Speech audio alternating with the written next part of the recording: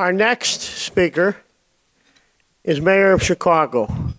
There are a few things I would like to share with you.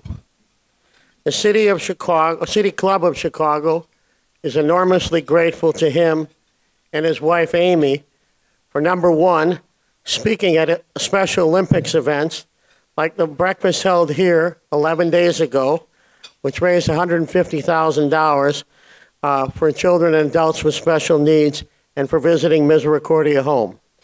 Number two, for his encouraging everyone to, quote, give back in the same rich measure they have received. Number three, the City Club of Chicago proudly takes partial credit for our small part in the fabulous publicity which our next speaker earned by joining us at the Special Olympics Polar Plunge, inviting Jimmy Fallon and helping raise $1.2 million for children and adults with special needs. Thank you. And finally, number four, our next speaker's frequent attendance at City Club of Chicago events and encouraging his leadership team to speak, like Forrest Claypool today, is deeply appreciated. Ladies and gentlemen, Mayor Rahm Emanuel. Mayor.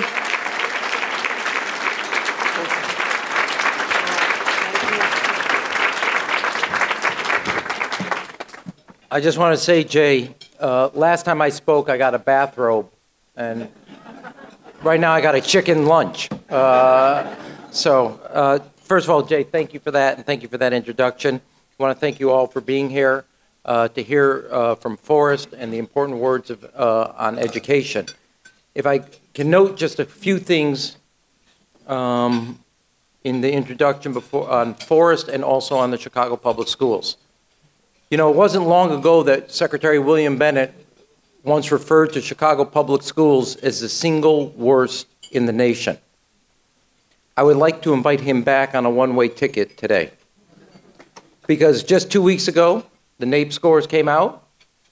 3 districts in the country, only 3, saw growth in both 4th and 8th grade reading and math. Miami-Dade, Washington, D.C., and the city of Chicago.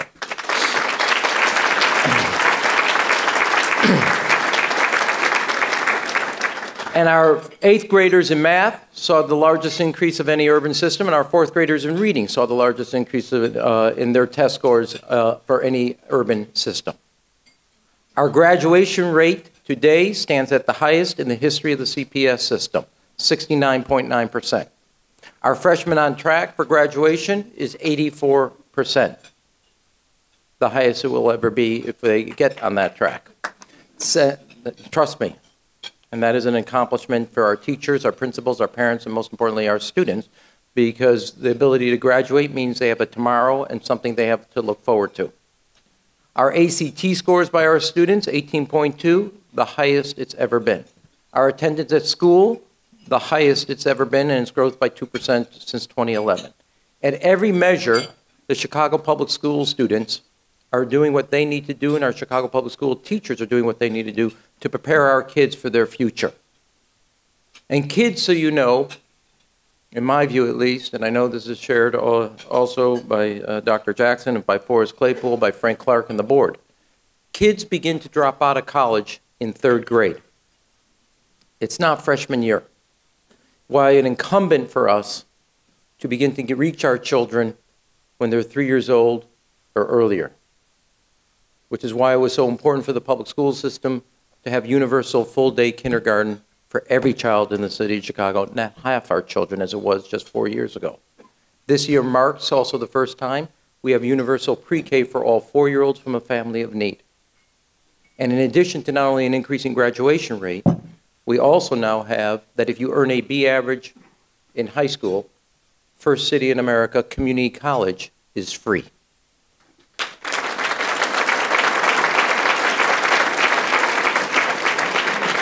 And I say that by way of reference. We all know that all the data shows that what used to work, which was a high school education, 90% of the jobs of today and tomorrow require a minimum of 2 years post-high school education. And so while every other school system around the country is a kindergarten to 12th grade model, Chicago is now embarked on a pre-K to college model, preparing our kids for the economy of tomorrow by making sure they have the education they need today. And the gains that we have made must be secured. I cannot think of a better person to not only secure those gains and to make sure that every child in the city of Chicago can take and go as far as they need to go in their God-given potential, because you don't have a do-over when it comes to education. At every level, and I've known Forrest since 1980. I don't want to tell Amy, but I've known Forrest longer than I've known my own wife.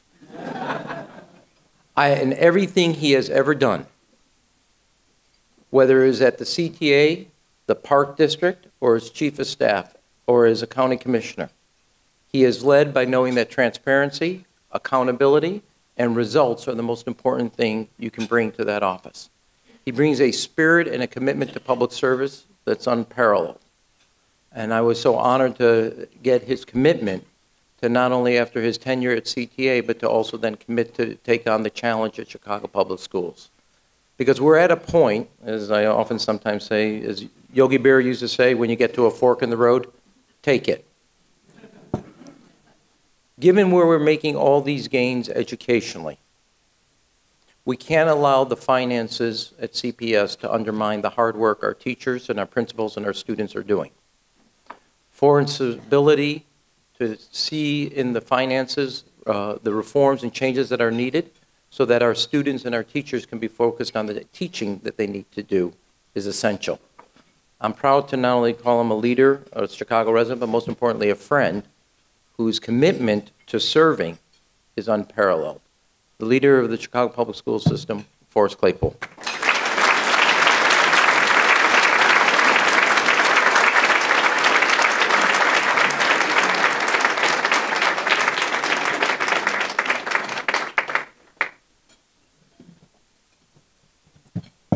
Thank you, Mayor, for that kind introduction. And I'd also like to thank my chairman, Frank Clark, for being here, my vice chairman, Jesse Ruiz, for being here, and for your leadership and your service. And I'm grateful to be part of, that you're on our team. You know, when I was a kid, like probably a lot of you, Monopoly was my favorite game. And I loved the railroads. First of all, if somebody landed on it, you got $200, right, automatic every time. That built up because there was 4 railroads, you know. But there was one thing about Monopoly I didn't like, which was the chance, you know, the chance thing, the chance piece. So you land on chance, and it's really capricious. You know, anything can happen. Somebody will get a windfall, but somebody else pays a fine, has to, you know, do not pass go, do not collect $200.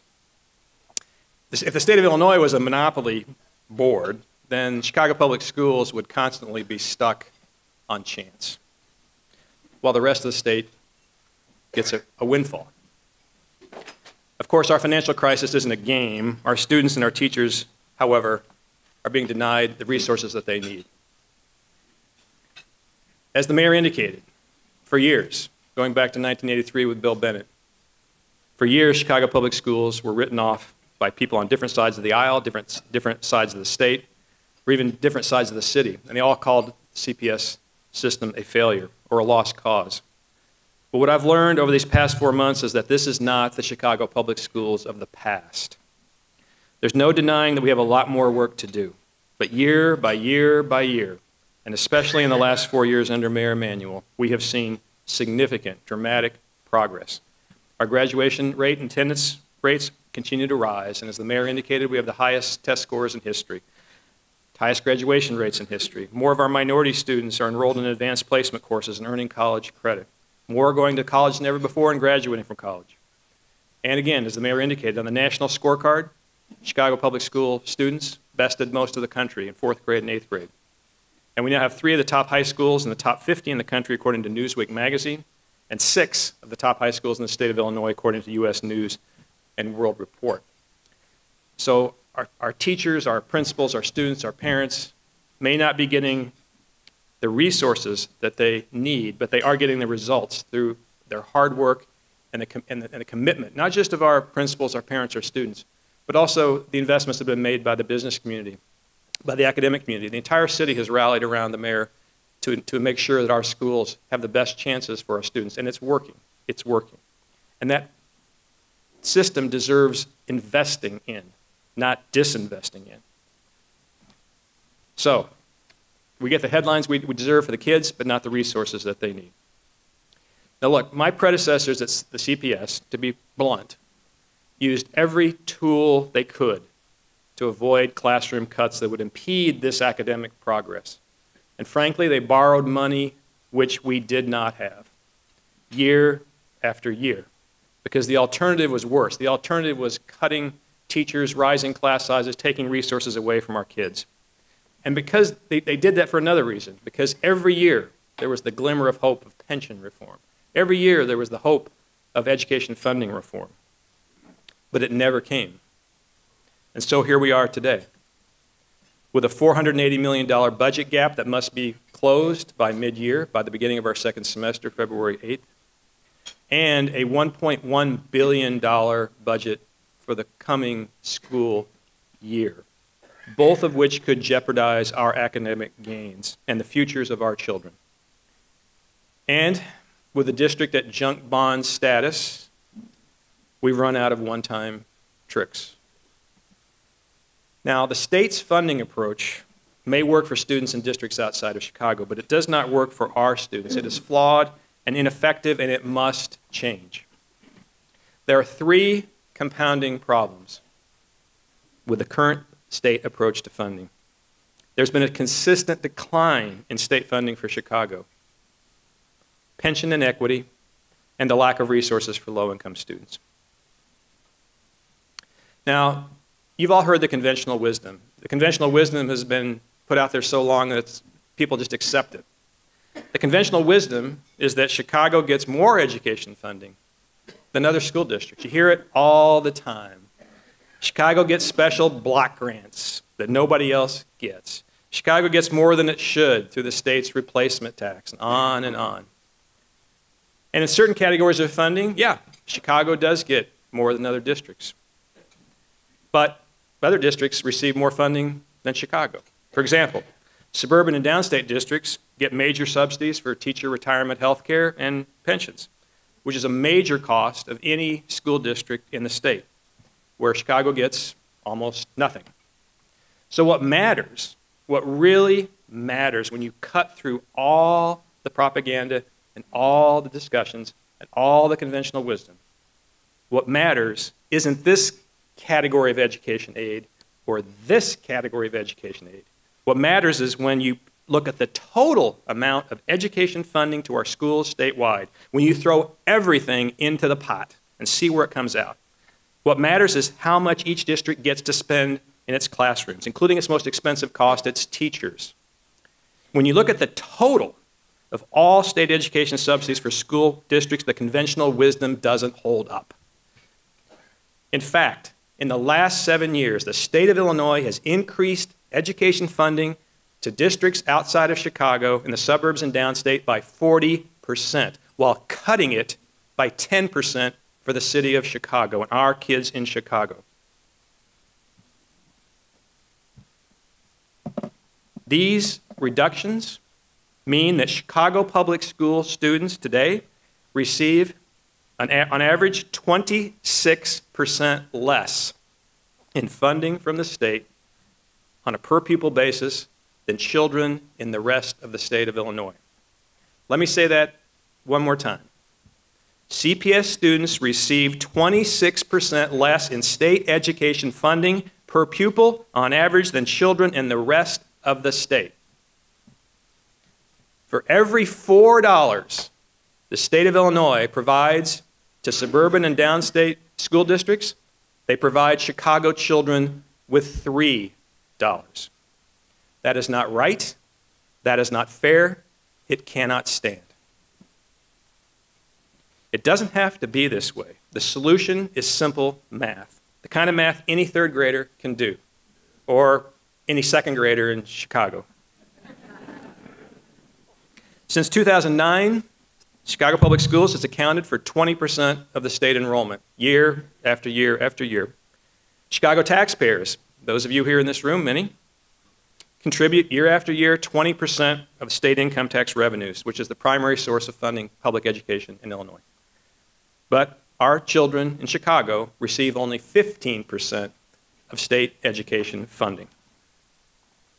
If we simply got our fair share, 20% of funding, we would receive an additional $458 million this fiscal year alone, eliminating our budget gap that is threatening to derail the school year. Right now, we have a system that underfunds our classrooms and forces us to choose between investing in our students' futures or providing teachers with the pensions they've earned. Now, let me be clear about something. Our teachers deserve their pensions. They work tirelessly, day in and day out, to prepare our kids for a bright future, and their work is clearly paying off. Teachers don't have the option to pay into Social Security, so they depend on these pensions, and it's important to maintain them. But Illinois law treats those Chicago teachers' pensions differently than those in every other school district in the state, providing $1,800. Our cost is $1,800 per pupil in pension obligations every year. Springfield contributes almost nothing, $31 per student. But in the rest of the state, they contribute $2,266 per pupil. To put that into perspective, the Chicago Public Schools has taken $1 billion out of the classroom in the last 2 years alone to fund teacher pensions, and we owe another $700 million at the end of this fiscal year, while the state has covered the costs for every other school district in the state of Illinois. Clearly, the state has failed to provide the Chicago Teachers Pension Fund with at least 20% of what it provides to the teachers' retirement system as intended by law. State statute says the intention of the General Assembly is to provide between 20 and 30% of what other districts get to the Chicago Teachers Retirement System. And they met that commitment for the first year, and almost the second year, and almost the third year, and then it dwindled to virtually nothing. Everywhere else in the state, the pension funding problem now plaguing CPS does not exist. And no teacher that I know wants to choose between the best interest of their children and their classrooms and their own retirement. But that's the choice that we've been forced to make. And so far, let's be clear about something. So far, I've only talked about leveling the playing field. But as we all know, the reality is that the playing field isn't level for all of Illinois students. And we cannot have an honest conversation about education funding without discussing the fact that our state does not invest enough to meet the unique needs of those students living in poverty, whether it's in Cairo, Illinois, Elgin, or Chicago. And these are the facts. 90% of CPS students are from low-income families. 64,000 students do not even speak English as their first language. Yet because of the broken school funding formula, these kids are not getting the resources that they need. And in fact, when you combine state and local resources together, Illinois is one of only 6 states in the United States where poor students actually get less funding on a per pupil basis than students from affluent districts. Illinois also has the most regressive school funding formula in the country. Research and common sense are clear that it costs more to educate kids in poverty and those with special learning needs. But instead of spending more on students who need it, like Massachusetts, the highest performing state, Illinois spends less. In fact, we're last in the country. According to the Education Trust, we spend almost 20% less to support the very children who require the most support. As a result, districts across Illinois serving high-need students do not get the help they need from the state to provide their students with the education that they deserve, including Chicago. Urban districts like Peoria, Rockford, Elgin, East St. Louis, Aurora, and North Chicago spend thousands of dollars a student less than they should, despite taxing themselves well above the state average. Smaller rural districts like Pana and Taylorville are similarly unable to provide the extra programming and extracurricular activities, sports and arts that their students require. Now here's my biggest takeaway from 4 months on the job. CPS students continue to make academic gains despite our broken funding system. That is a tribute, as the mayor said, to them, our teachers, our principals, and the parents who have gotten involved, and also for the civic community that in the last decade has rallied around Chicago Public Schools and has helped lift them in a partnership. But this won't go on forever and can't go on forever with our funding system. We are at a breaking point. And without a solution, our schools will look very different next semester and next year. Class sizes will rise. Academic electives and extracurricular activities will disappear. So if you think back to that monopoly board with CPS stuck on chance, it's fitting that that space bears a question mark because our schools deal with this constant uncertainty. And it's not right that CPS is put in this position, especially when the solutions are clear and achievable and sustainable. This crisis has been years in the making, and there aren't bad guys. There's no evil conspiracy. Nobody intended it to come out this way, but it did. It did. We must take shared responsibility. It will take all of us to take shared responsibility, and that means elected officials. It means teachers. It means taxpayers. It means the district leadership. It means the mayor and the city of Chicago.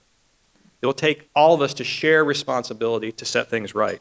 And we firmly believe that if everyone is willing to give something, then nobody has to give everything. If everybody gives a little, then nobody has to give too much. Chicago taxpayers are doing their part twice for teacher pensions. Chicago taxpayers pay income taxes to fund the teacher pensions in the suburbs and downstate, and then they pay again in property taxes to fund Chicago teachers' pensions. And we've raised property taxes again to the cap, the legal cap, again this year to fund our schools. Mayor Emanuel and the City Council have also maximized the city's support by releasing frozen TIF funds and using a one-time authority to provide critical capital funding for our schools. And we at the central office have to do our part too. We have to be accountable and we have to be part of the solution, part of the shared responsibility. We have begun that process by making deep cuts, but we are just getting started. We will make dramatic efficiencies and cuts and savings that will be a significant part of the puzzle of solving this problem. We also have to negotiate a fair teacher's contract that protects teacher jobs, teacher pensions, and our classrooms and our kids. And if the state of Illinois and our teachers union step up, Mayor Emanuel has pledged to restore the old pension levy. That is the final piece of the puzzle to end a historic fiscal crisis and allow the district to focus on the academic future of our children. This remains our best, most rational, and fair way to dig out of a hole so deep that it threatens the very foundation of our public school system. But we can do it, and there is hope. I believe sincerely that our elected representatives, Governor Rauner, Speaker Mike Madigan, Senate President John Cullerton, want a fair funding system and a solution to the financial crisis at CPS. We all want every child to have a good education. That is our shared values. I believe Karen Lewis and the Teachers Union want the same thing. What's required is to combine our shared values with shared responsibility. Without it, nothing is possible. With it, everything is possible. I don't think we're asking for much. These children are 20% of the state's enrollment, and their families and neighbors contribute 20% of statewide education funding. A fair formula would provide these students with no less than 20% of the state's education funding, and would mean that CPS could follow through on its promise to provide every child from every community in Chicago with a high-quality education that prepares them for success in college and in life.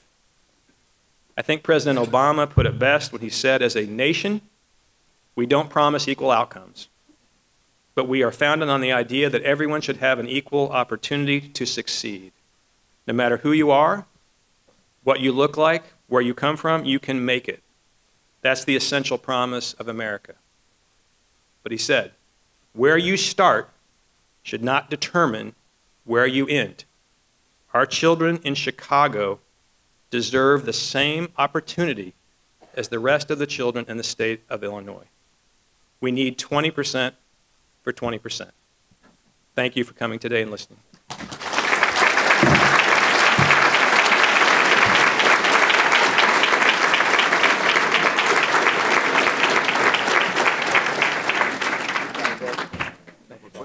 We could have some questions. Amanda, do your usual very polite way of doing it. Amanda used to be the flair. Okay. Well, Forrest, you created, well, let's start off with Lawrence Masal, some guy who doesn't have much, input or expertise on this. What is the benefit? Oh, nice printing, though, Lawrence. What is the benefit of Chicago having its own teachers' pension fund? Would it be better for Chicago tax fairness to have state take over CPS pension fund? Yes. Moving right along. Turning it into a fill in the blank. Okay. David, Ireland, is that right? You seem to be holding charter schools accountable, but not traditional CPS schools to the same standard. What are you doing to make the playing field even for both? Where are you, David? There you go. Yeah, that's a good question, and it's one that we've spent a lot of time focusing on. And we do part of this change in the charter policy was to try to align the accountability standards for traditional schools and charter schools. And in the months to come, we will have policies that address the issue of how we turn around schools that are not effective within the district as a whole. And I'm not at liberty to talk about those things now, but in the past there have been efforts to do that, and some very successful. For example, the AUSL schools, the turnaround schools that have have taken over a number of the poorest performing schools and have elevated them. Their capacity is limited, and our capacity to be honest with you, our capacity of star principals is also not at full capacity as it should be, which is another issue that we're working on. We don't have the capacity right now to basically, I think, take every single school that is not performing at a level that's sufficient for our children and begin the expensive and difficult process of turning it around. But I believe that there are answers and solutions, and I don't think we'll have to wait too long to reach those conclusions. So that's definitely something that's on our agenda, and it's a very good question. Okay. If you have questions, we have a City Club person over there. Raise your hand. She'll race through you, and two City Club people. Okay. City Club L is back there. This is from some guy named Ed Mazer, board member. Mr. Claypool, what are the current and future plans for those with special needs at CPS to make certain they receive the education and care they merit? Oops, sorry.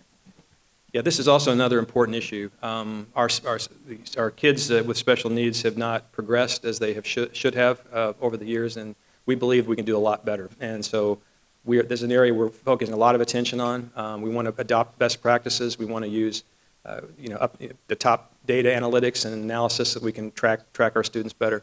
And we got to make sure, obviously, that every student's individual education plan is met. And that is the law, it is best practice, and that is what we are going to do.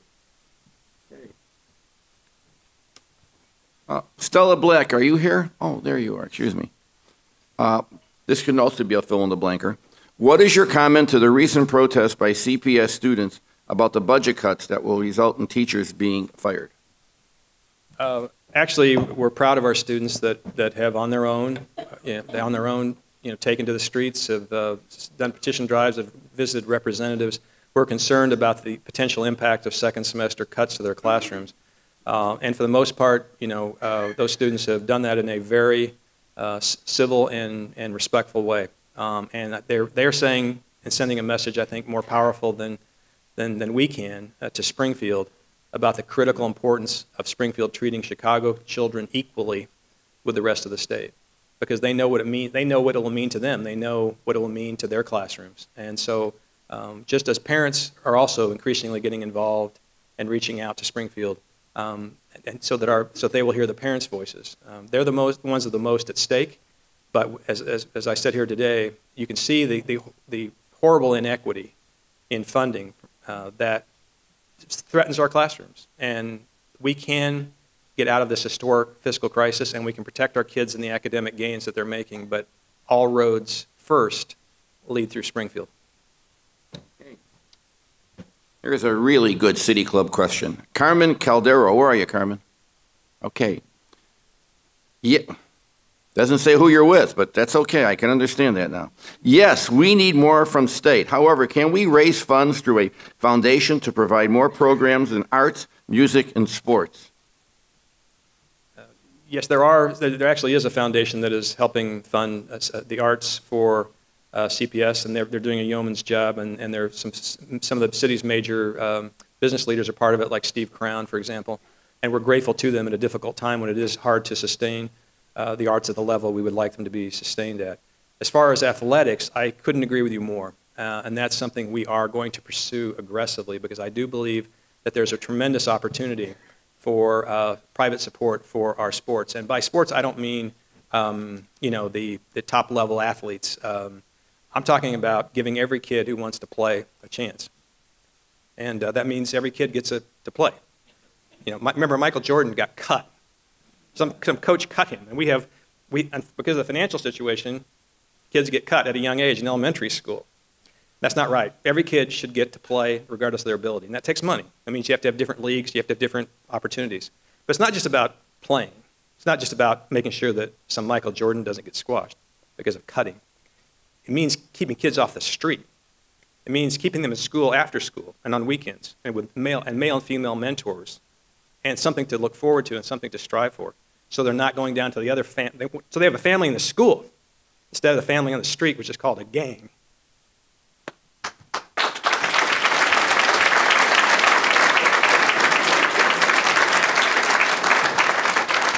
Well, unlikely as it is, the moderator has a quick comment. I think we should go to Durham, North Carolina, and tell Coach K, since he steals every top basketball product, that they should set up a foundation for basketball in Chicago. Look into that.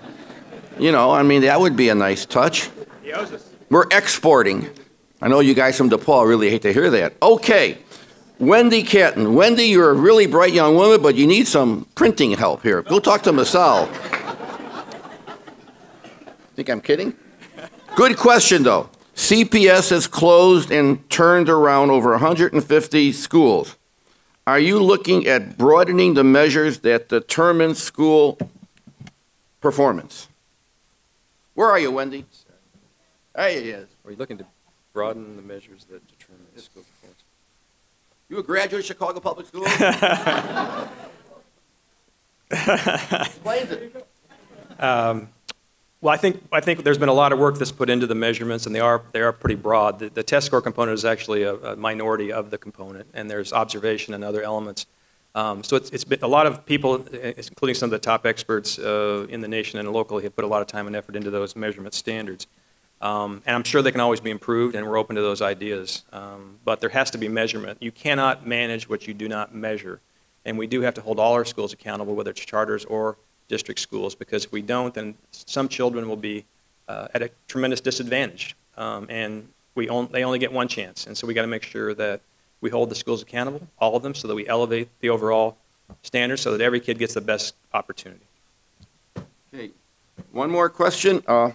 This is end on a happy note. Amy Sue Mertens, Ingenuity. Where are you, Amy? Ha! You made the room. This morning, Be Creative and Ingenuity announced $800,000 in privately raised funds for the arts. What can this room do to support our schools today? Thank you for this question, because it is Ingenuity that I was referring to earlier, that it's the biggest philanthropists and fundraisers in the city to help us support the arts, so we thank you. We thank you for what you do. And I think, when we get past this fiscal crisis, I think we'll be in a much stronger position to make sure that every kid gets a full panoply of arts and extracurricular activities.